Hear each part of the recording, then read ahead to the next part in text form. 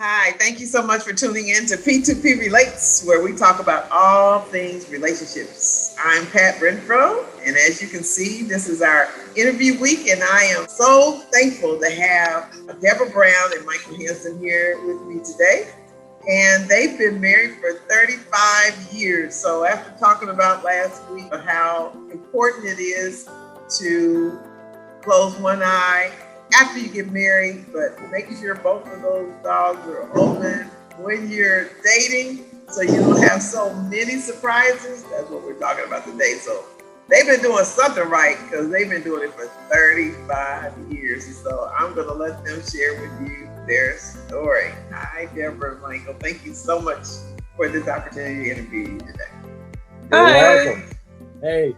So I'd love for you to tell your story about just how this union, this Hansen union happened. Whatever you want to share. Well, we met through a mutual friend who introduced us. And I'd known him about probably 10, 12 years, and Deborah had just started working with him. And Deborah was looking for someone to what's a good word? Well, he was introduced to me in the same business. So I'm in the music business. He was in the music business. He had some experience, and that's the reason why our mutual friend decided to introduce us, because he thought that we would be a good match. But neither one of us trusted him, so we didn't trust each other. So that's how it started. It took a little while. This didn't happen like instantly, but. So what do you mean by a little while? How long was a little while? Whoa, probably I think we 6 months. Yeah, between 6 and 8 months. We had known each other about that long, and she was traveling, so it wasn't like we had a lot of opportunities. You know, she went to the Far East, and I maybe wrote her a couple letters. And that made me really nervous. Yeah, of course. Because nobody had ever done that. And I'd been working quite some time on the road. And I was in Indonesia, and I get this letter. I'm like, okay, how did this guy get my address? Obviously, she gave me the address. I didn't guess it. Yeah, right. So that's kind of how it started. And it took a little while because I was nervous about him. Actually, it took quite a lot. It took at least 6, 8 months. But how we got to know each other is because I had a business deal, and I needed some fresh ears. And he was very good in the business, and I knew about it, and I wanted to hear his take on what was happening in the business deal I was doing. And I really appreciated his advice. And that's how we became friends. That's how we became friends. We were friends first, and then it just, we started seeing each other a little more often, and that worked into something. And she was, like I said, she was traveling, and then she relocated to Europe, and we talked on the phone. And anyway, I got the wild idea to go see her. So we had a phone conversation, and she invited me to come, and I said, well, I've already got my ticket. So then I did that. I went and visited, and then a little later on, she was, I think she was in Bulgaria. I know she was in Bulgaria. And I had already asked her if she wanted to get married, and she didn't answer. Really, she didn't say no, but she didn't say yes either. So no, I think that was a resounding no. It might have been. It might have been a resounding. When he came to visit. We had a nice time. Yeah. And he went back home, and I was in Bulgaria, and I thought, well, you know what? I think it's time to get married now. I was in my 30s, and I called him and I said, well, if that proposal for marriage still stands, I'll take you up on it. And that's how. And 3 months later, I went back to the United States, and he came from his town, and we married in my mother and father's hometown. So that's how we.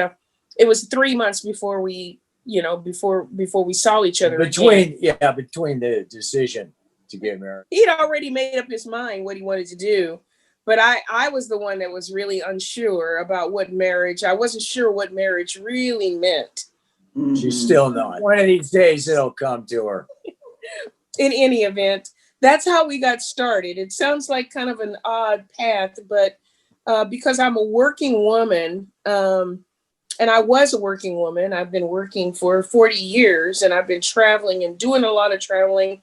A lot of it at the beginning was with my husband. However, the most of it at the end was he was doing his job, but I was still traveling and working on the road. And yet our marriage was so cemented together mentally that there was no.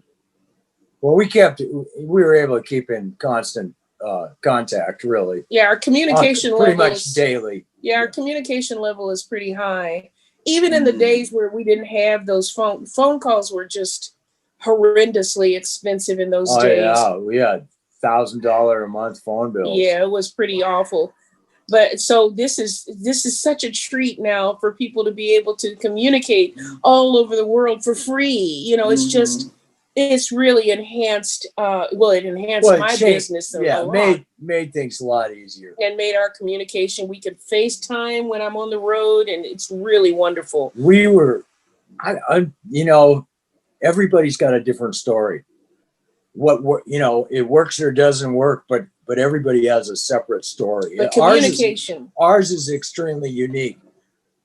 I quit a job and we relocated to Europe. And so we were joined at the hip for the first 10 years. I mean, we did everything together for 10 years. When we came back to the US, we had to separate that, and she took over her own business before I helped on her business. But then when we came back to the US, I got a regular job, but she was still traveling. But then, the communication thing had evolved to where we could do it without going bankrupt. Trying to keep, and without being terribly lonely too. Right. No, being on the road for an entertainer is really tough because it's a lot of loneliness. You're by yourself a lot, and it really helps when you have that phone call. When you can have that communication, it keeps the relationship fresh. And it's so much fun when you get back together. Well, yeah, and it was, I knew what she was doing. She knew what I was doing, so we didn't really have to do it. In anything that came up. Trust level with couples that are on the road is a very high priority. You must trust one another, and it has to be real. Because if it's not, because I've known a lot of people, on the road that play around with their wife or their husband. You see it all the time. And I always wonder about that, because what it is, it's really that lack of communication and lack of trust. And sometimes it doesn't even matter if you're on the road or not. They could be right in their own town with their wife there, and you see them with someone else. So it's got to be something deeper than that, because a lot of marriages are ruined. Some are not. Some just deal with that, For us, monogamy was the only path, and that means that you must trust one another, right, honey? Yes. Okay. It wasn't hard. It's not hard. The only challenge I have with your story is that it's so doggone perfect. What would you say for those who haven't had such an easy road? Because that's all I'm hearing. Like I said, everybody's got a different story. We were just compatible. Yeah, I don't think we realized that how compatible. It just kept going. It evolved. It really. We've been really fortunate for so many reasons. And I mean, if you went back to before we got married, I've been married before. So I had my ups and downs with that, you know. Well, you were smart then, because that means you learned. Some people get married several times and they don't learn from the first time, and then they take the same behavior into the next one. Did you see yourself changing? You have an appreciation. This is the important thing, You know. too, that I think is important to note, especially with me, and I had to learn that about myself. The reason I said no to the marriage proposal was because I felt like Michael wasn't the type of man that I normally would have around me. Mhm. He wasn't, because Billie Holiday, famous jazz singer, would say that she needed a man to be around. And normally men that were around were what they called gadabouts. And in other words, men that had no job. Mm. And those were the kind of men that, singers in my profession would naturally gravitate to. You wouldn't gravitate toward a man that would work in the daytime and would never have any time for you in the evening. Mhm. So she had very unreliable suitors. However, so I felt like my husband with his job, I'm like, how could that work? But actually I knew he was in the business, and I knew he wasn't a musician who would criticize me all the time for whatever I was doing, but he was in the business part of it, which is something I needed. And also it was a different point of view. So a person has to kind of look outside their normal circle and find out, are these the kind of people I really want to be around? And I think that was a big thing for me, was like, I had to realize, wait a minute, this is really somebody who cares. This is someone who cares about me. And that was the biggest aha moment I had, when I realized that he actually cared about me. Oh, and is that before or after marriage? That was before marriage. Oh, okay. And so what made me gravitate toward marriage is because I recognized that this was not the normal person that I would gravitate to. This was somebody that actually really cared about me personally. I put it all on a different level. Okay. A lot of guys that go out and buy some fancy jewelry. I got her a vacuum cleaner. I knew he cared. I bought her a vacuum cleaner. No kidding. And I think a sewing machine. The first present, which I never really received a present from a guy, was a boom box with the piano keyboard on it. And I thought, wait a minute, he's serious. Hey. I was trying to be logical. Come on, get her something she needs, not something. I just didn't realize that he was a cheapwad. Yeah. Doc, she started calling me after we were joined at the hip. Then she started calling me Dr. No. It took her a couple of years to get me to loosen up and tip appropriately while we were out on the road. So you was great. I was the guy that when the bellhop said, "Can I take your bags?" I went, man, I'm taking the bags.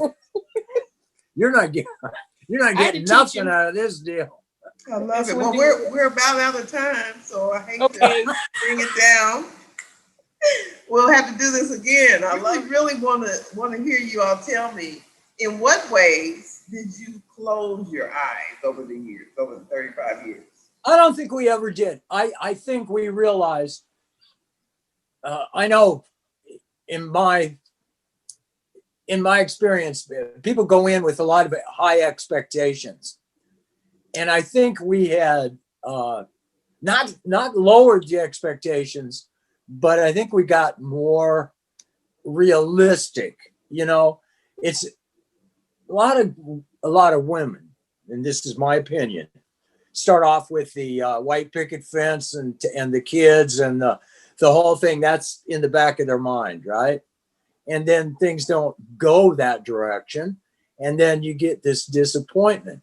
And I think we had so many challenges at the beginning of our relationship that we had to face together and had no real control over. We had things we wanted to do, and we had to sit down together and figure out how to do them. And if they worked, great. And if they didn't work, well, this is why. And, we had a really precise set of goals that we didn't necessarily, we didn't get married for that reason, but it was nice to have that goal together We because were- we knew we could accomplish things together. and we worked did, together. And we did. Yeah, we worked And together, we helped and each that other was out, really and important. it's always been that. We've always been able to help each other out. The other thing was when he was calling on me, basically he would get off early in the morning because he worked a late shift, and I'm a musician, so I would be in bed, until 2 o'clock in the afternoon, and he would call me at 9 o'clock every morning. And she always acted like she was wide awake. Try to play it off. No, completely fooled me. After a while, she broke down and said, "Hey, I told you're killing my sleep." I told my girlfriend. So then I changed up. I told my girlfriend, I don't know why I'm so nice to this guy that calls me at 9 o'clock every morning. I could actually just kill him. And she says, I don't know, maybe you like him. I'm like, oh, maybe so. I just keep putting up with him. So that was one eye closed. No, she had this habit. Of no matter how sleepy she was, it was good morning. Well, I'm a professional. Fooled me. So I'm thinking, hey, I'm good. My phone is the office. I had to do that. Yeah. Well, you could have just said to him, "Hey, baby, thank you so much for checking on me every day. I love it, but I don't get up till noon because I don't go to bed." No. She had secrets when we first got married. She had secrets. See, you had to close one eye to get through that. When you saw, if she'd have woke up, if it had been clanking around with the phone and hello, well, I learned my lesson quicker. Thank you all so much for your time. We're gonna close. We'll give you more when you need it. Yeah, we'll have to do part 2. Thank you. Thank you. See you next week, and hit that subscribe button. Give it a like, and that helps the channel. And give me any comments or questions you have. We'd love to continue the conversation. Bye. Bye.